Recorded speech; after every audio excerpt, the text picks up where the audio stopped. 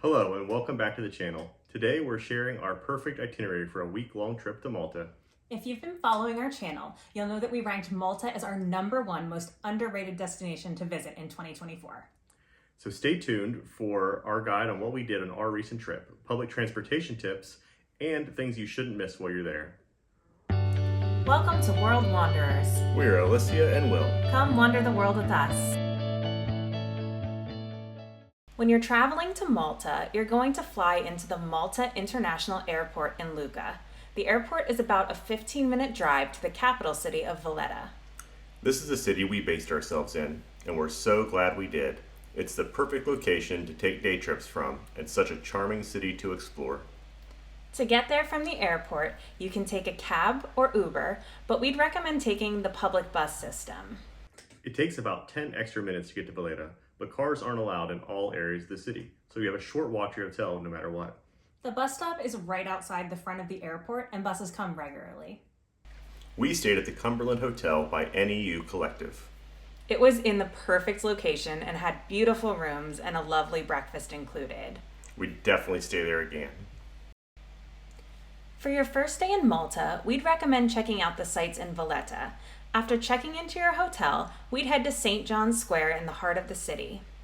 The centerpiece of the square is St. John's Co-Cathedral. It was built in the 1570s and is dedicated to St. John the Baptist. We definitely recommend going inside to view the beautiful interior sculptures and artwork. The most notable painting is the Caravaggio depicting the beheading of St. John the Baptist. This is the most famous work in the church and is considered one of Caravaggio's masterpieces. It's the largest canvas he painted and the only painting signed by the painter. At the time of filming this video, tickets are €15 to go inside, and they're open Monday through Saturday, 9 to 4:15, and closed on Sundays. After visiting the cathedral, we'd recommend heading to our favorite Valletta restaurant for dinner. It's called Zero Si Trattoria Romana. They serve amazing Italian food, and you absolutely have to try their grilled pecorino romana with pistachio, honey, and pear. It's to die for. We really loved every dish we had there, and we'll leave a link below in the description in case you're interested in checking it out. We'd recommend making a reservation to be on the safe side. On day 2, we'd continue to explore the sites in Valletta. There's so much beautiful architecture to absorb on any street you walk down. Eventually, we recommend making your way to Fort St. Elmo, which contains the National War Museum. This star-shaped fort was an important part of Malta's history from the Great Siege of 1565 up through World War II. The museum is excellent and very moving. It's open daily from 10 to 6, and the entrance fee is €10 for adults. For most people, you could expect to spend about 2 hours there. After this, we'd recommend walking to the Baracca Gardens. These beautiful public gardens are divided into the Upper Baracca and the Lower Baracca Gardens. I'd start with the lower gardens first. The gardens have a great view of the Grand Harbor. It includes a monument to Sir Alexander Ball, which is a prominent landmark of Malta. It is a beautiful neoclassical temple located in the center of the garden. Then head up to the Upper Baracca Gardens for an even better view. And make sure to stay for the firing of the cannons in the saluting battery, which happens Monday through Saturday at 12 p.m. and 4 p.m. For dinner that evening, we'd recommend hopping on the ferry to Sliema. It's a short, picturesque ride that'll take you across the harbor to get a beautiful view of the famous Valletta skyline. Along the waterfront, there are tons of restaurants to choose from, and a great beach if you walk up over the hill to the water on the other side of the peninsula. On day 3, we'd recommend a trip to the Blue Grotto. These beautiful sea caverns on the southeast coast of Malta have stunningly blue water. To get there, you can either take an Uber, which we found to be very affordable in Malta, or you can take the public bus system. It takes about 45 minutes on the bus with no transfers, so it was an easy route to navigate. Weather permitting, you'll be able to take a boat into the caverns to see them up close. Boat tours to the Blue Grotto can be booked at the site itself near the jetty. Tickets were €10 for adults and €5 for children. In winter, the boats run every day from 9:30 to 3, and in summer from 9 to 6. If you're interested in a little more adventure, you can scuba dive on a nearby shipwreck or snorkel along the coast. Afterwards, make sure to take the 15-minute walk to the scenic overlook, and it'll give you a great view. On day 4, take a day trip to the city of Mdina. Again, you can take an Uber, or we opted for a 30-minute bus ride. Mdina is a fortified city in the northern region of Malta, which served as the island's capital up through the medieval period. The city is still confined within its walls and has a population of just 250 people. The extremely limited number of cars allowed in the city contributes to the feel of it being frozen in time. The architecture, flowers, and old streets have something new to discover at every turn. Make sure to check out the stunning St. Paul's Cathedral.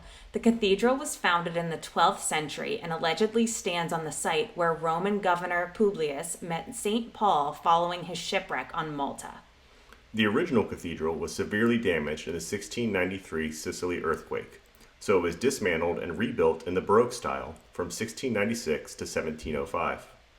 Inside the cathedral, the ceiling contains beautiful frescoes depicting the life of St. Paul.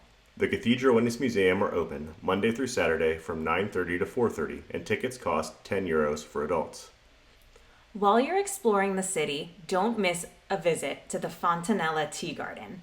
The famous restaurant is perched on Mdina's fortified walls and has panoramic views overlooking the rest of the island. All the food there was delicious, but the cakes are what it's especially famous for. On day 5, we took a trip to the neighboring island of Comino and its famous Blue Lagoon. You can easily book a day tour from the waterfront of Sliema, where there are tons of vendors offering their trip options. You can take a speedboat, a larger ferry, a catamaran, or a booze cruise. There are tons of options starting at around $30 per person. At the Blue Lagoon, you can spend the day swimming, sunbathing, cliff jumping, or doing a variety of water sports. They also have food trucks, and you can have tons of different food and drinks from the local vendors. It was a great way to spend a hot day in the cool, refreshing water. They do have lockers there as well, in case you'd like to lock up your valuables while you swim. On day 6, we'd recommend a trip to the island of Gozo. You can either book a tour off of Valletta or a similar website. This would be my preference. Or you can take the ferry over and do it independently. The fast ferry leaves right from Valletta and takes about 45 minutes. Tickets for the ferry are €7.5 per person one way or €9.5 round trip. Once you arrive in Gozo, head to Gigantea Archaeological Park. This impressive archaeological site dates from 3600 to 2500 BC. The temples of Gigantea are believed to be the second oldest freestanding monuments on Earth, second only to Göbekli Tepe in Turkey. This means they predate Stonehenge in England and the pyramids of Egypt by 1,000 years. The tickets are only about €10 for adults, and they're open from 10 to 6 daily. We'd spend about an hour there. After this, we'd head to the heart of Victoria, the capital city of Gozo. Here, you'll want to tour the citadel, which was converted to a castle during the medieval period. A suburb began to develop outside its walls by the 15th century, and this area now forms the historic core of Victoria.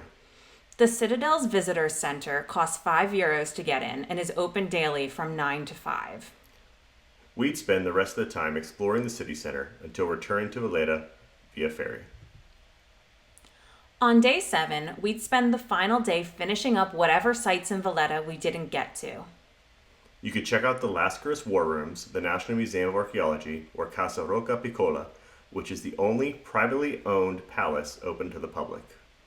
After that, we'd head to the airport to catch our flight home. That's how we'd spend our week in Malta. You could definitely adjust this timeline if you have more or fewer days. We absolutely loved our time in Malta and could definitely see ourselves staying there long term. Definitely.